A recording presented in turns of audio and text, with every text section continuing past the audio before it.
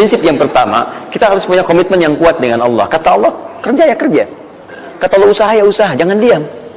Di usaha itu sepanjang keluar yang disebut usaha dari dalam tubuh kita, kaki melangkah, tangan bergerak gitu kan, kemudian mulut berbicara, bersuara, atau telunjuk menunjuk aja, ada usaha, rezeki turun.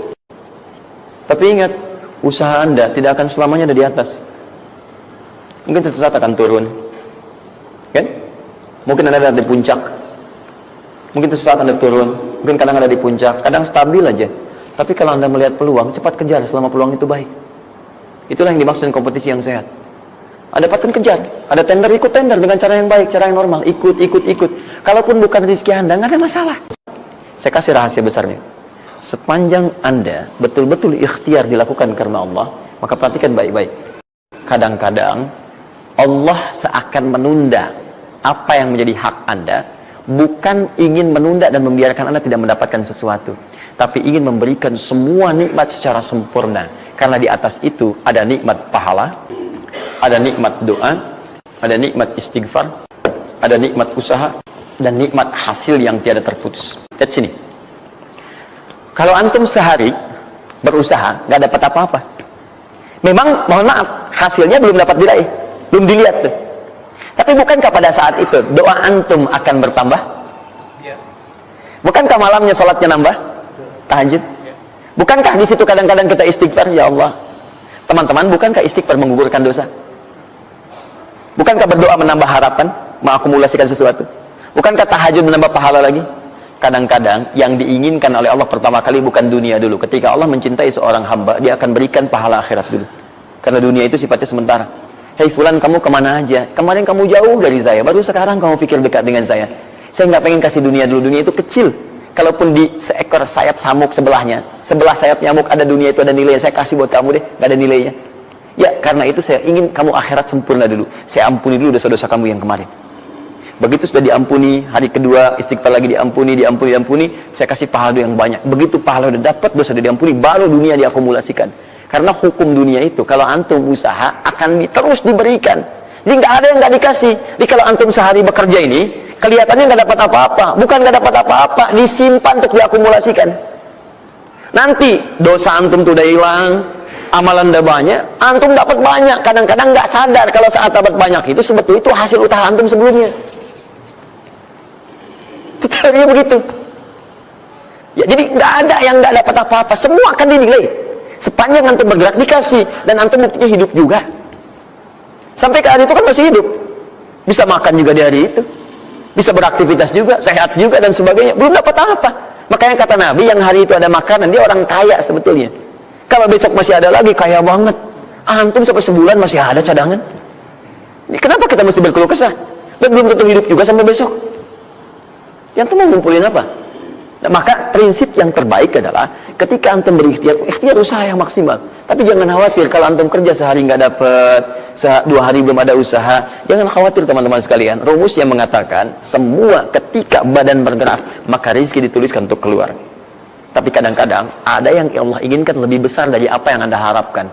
Apa yang Allah harapkan ikutkan ke situ, maka Anda akan mendapatkan akumulasi bagiannya. Itu yang dilakukan oleh Sayyidah Hajar. Begitu beliau kemudian naik ke Marwah, nggak dapat, naik ke Safa nggak dapat. Apa pernah tertuliskan dalam riwayat sedikit aja Sayyidah Hajar mengeluh? Tunjukkan kepada saya kitab mana yang pernah menunjukkan riwayat ketika bolak-balik itu kemudian Sayyidah Hajar berkata, ya Allah, saya kan istri Nabi, saya kesini memenuhi perintahmu, ya Allah, ini udah capek, kenapa belum turun juga? Pernah nggak? Kedua, ketiga, keempat, kelima, sampai ke yang ketujuh. Begitu sampai di Marwah, baru kemudian diakumulasikanlah itu. Apa yang terjadi? Ibunya yang usaha bolak-balik. Akhirnya keluar dari mana? Anaknya, kakinya kemudian menghentak lagi. Tiba-tiba keluar air dari situ. Pertanyaan saya, ibu yang lebih tahu di belakang. Kan kalau anak itu sedang haus, pasti tangan kakinya bergerak kan? Kenapa saat pertama disimpan bergerak, airnya keluar? Sudah 7 kali bolak-balik, baru air keluar. Saya akan lihat riwayatnya. Pada hentakan itu, ketika 7 kali ibunya bolak-balik, malaikat mengepakkan sayapnya. Itu yang menghantam air dan keluar air. Malaikat yang ditugaskan Allah memberikan rezeki namanya Mikail. Itu ada di Quran surah kedua ayat ke-98. Ya, man kana aduwwan lillahi wa malaikati wa rusuli wa jibril wa mikail. Mikail. Di antara tugas Mikail oleh Allah ditugaskan untuk memberikan rezeki. Yang paling menarik, perhatikan baik-baik. Begitu airnya keluar, ibunya sedang di marwah, sedang berdoa nih. Makanya kalau sa'i, di sofa ngadap ke kiblat berdoa dulu, ke marwah ngadap ke kiblat berdoa dulu. Begitu sedang berdoa, nyampe ke marwah yang ketujuh, anaknya lebih kencang menangisnya. Ibunya mendengar suara nggak biasa, dikejar ke sini. Begitu kejar ada air. Apa kata ibunya? Lihat kalimatnya. Zam, zam, zam, zam. Ibunya tidak mengatakan ijma, ijma, ijma, tapi zam, zam, zam, zam. Zam itu artinya kumpul jangan berhenti, kumpul jangan berhenti, kumpul jangan berhenti. Sampai sekarang air itu tidak pernah berhenti. Perhatikan bagaimana akumulasi pekerjaan seorang ibu yang sangat serius menghasilkan rezeki bukan hanya untuk dirinya, untuk anaknya, cucunya, cicitnya, dan berganti generasi sampai kita sekarang. Kita aja ke zaman Nabi Muhammad, itu teman-teman sudah lewat 15 abad. Nabi Muhammad ke Nabi Ismail 29 generasi. Satu generasi bisa ribuan tahun. Nabi Muhammad ke Nabi Musa aja 2000 tahun, ke Nabi Isa 600 tahun. Sekarang ke Nabi Ismail 29 generasi.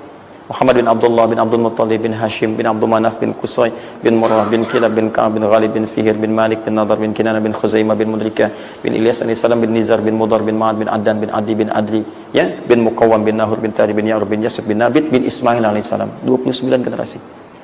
Yang bisa mengulang 29 ini saya bebaskan paspornya untuk menghafal Quran di pekan depan. Silakan. Boleh, silakan. Tapi kalau salah satu tambah satu ayat. Jelas? Terakumulasi. Maka boleh jadi kita berusaha bekerja, sehari belum dapat, 2 hari dagang belum dapat, tenang. Begitu antum 3 hari, tiba-tiba dagangan diborong habis. Itu sebetulnya usaha antum yang sebelumnya. Tapi antum dapat bonus ampunan dosa, pahala, macam-macam. Maka jangan mengeluh.